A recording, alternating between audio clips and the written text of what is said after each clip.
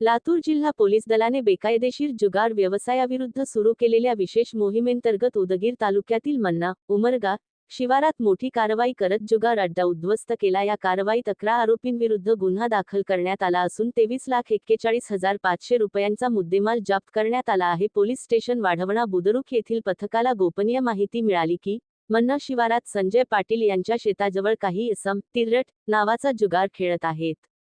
माहितीची खात्री करून पोलिसांनी छापा टाकला। त्यावेळी आरोपी पत्त्यांच्या सहाय्याने जुगार खेळत असल्याचे निदर्शनास आले। या कारवाईत 6 आरोपींना अटक करण्यात आली असून 5 आरोपी फरार आहेत।